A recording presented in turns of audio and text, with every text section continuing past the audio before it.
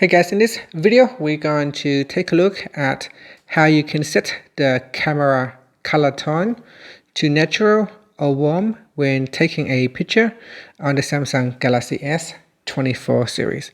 First, tap on the home button to return back to the home screen.